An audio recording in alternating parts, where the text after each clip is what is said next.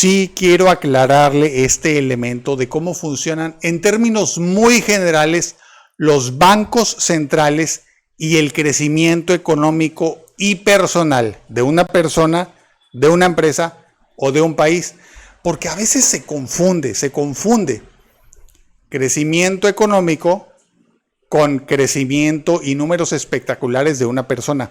Fíjese que la semana pasada Elon Musk, el CEO de Tesla y de otras empresas, rompió un récord histórico al ser el primer hombre con un valor económico de 500 mil millones de dólares.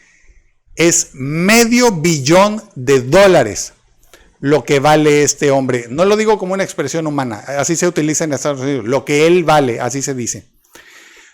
Esto, la verdad, se sataniza, no es cierto. Cuando utilizan esas cifras, realmente no son cifras reales. No piense usted que él tiene ese dinero ahorita en su bolsillo o en su cuenta bancaria. No. Entonces los estadounidenses utilizan ese tipo de expresiones para decir cuánto vale tal CEO. Incluí en esta cifra todas las acciones que Elon Musk posee de Tesla y de otras empresas, tomando en cuenta que no las está vendiendo. O sea, las acciones son solo un papel que dice que un pedazo de la empresa vale tanto en este momento. Y si la empresa se va a pique o si se va hacia arriba, ese valor que le mencioné puede subir o bajar con esas acciones.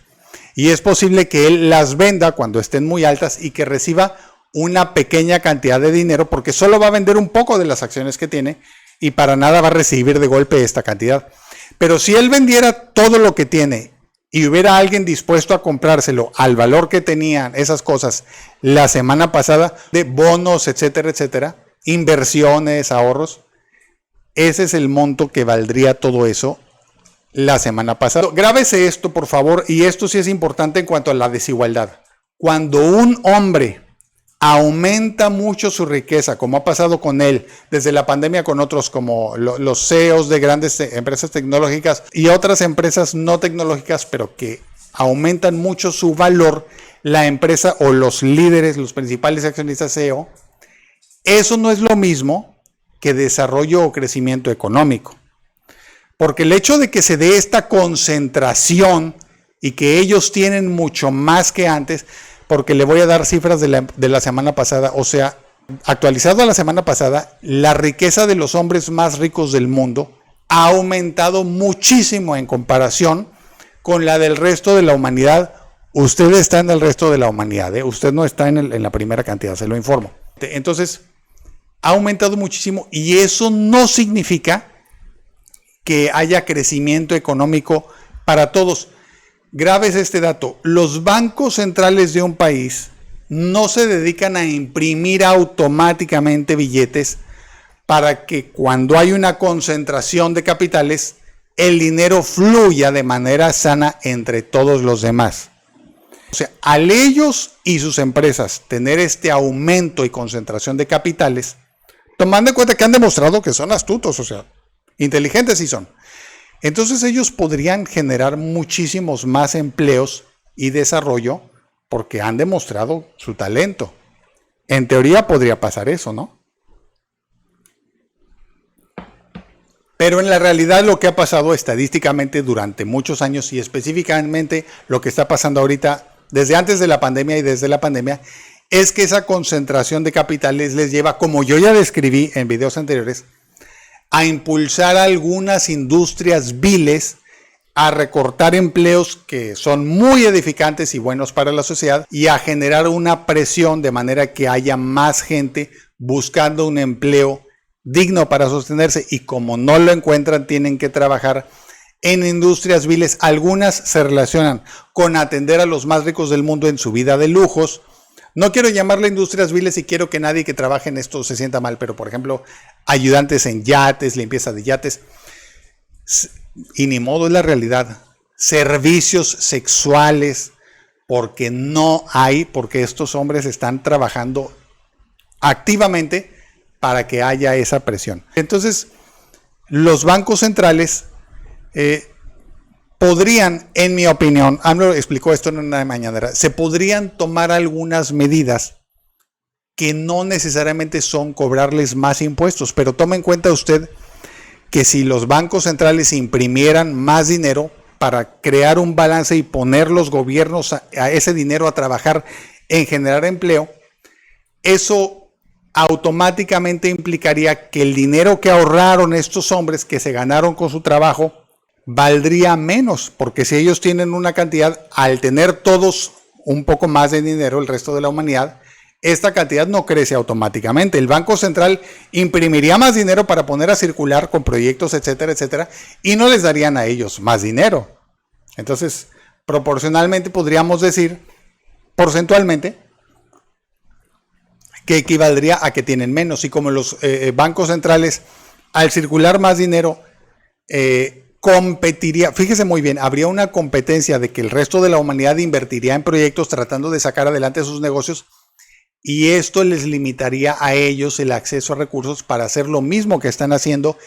Hay que decirlo en muchos casos con industrias viles, les recuerdo lo del turismo espacial. Entonces, al haber esta competencia, lo que hacen los bancos centrales, es decir, por moderación, por protección, para mantener el capitalismo tal como está, vamos a moderar y no hay que entrar en una impresión desmedida de billetes.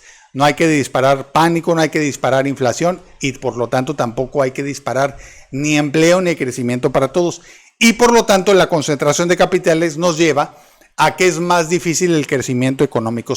Más que impulso, es una limitación.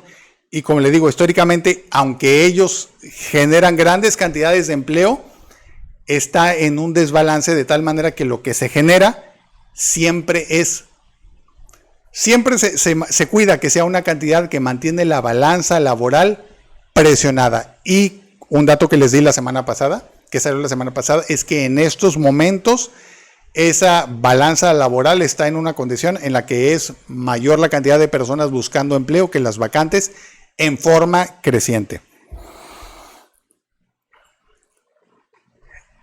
En años anteriores se decía que estas personas, está bien que funcione el sistema así, porque como son los que pueden generar empleos, está bien que concentren capitales. Como yo le digo, ellos ya demostraron ser muy talentosos.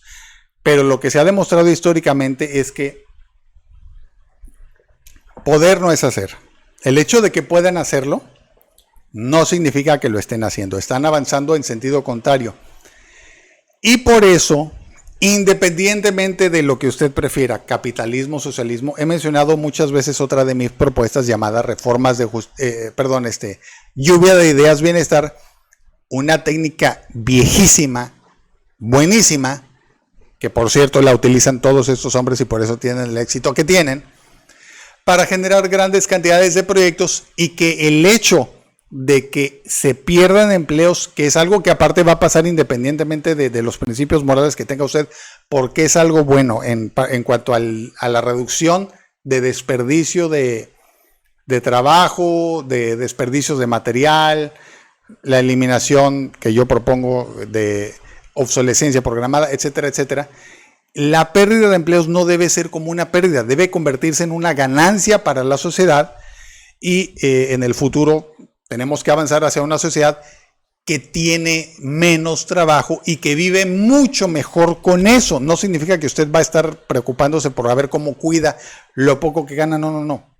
Que nos vaya bien en la realidad a todos. Pero después voy a hablar de eso. El punto es grábeselo bien. Concentración de capitales en los más ricos, por talentoso que sean, no es una buena noticia para todos, ni históricamente ni en la realidad.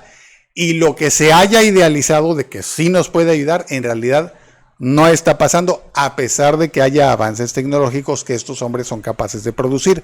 Al mismo tiempo que los producen, los paralizan y los retrasan.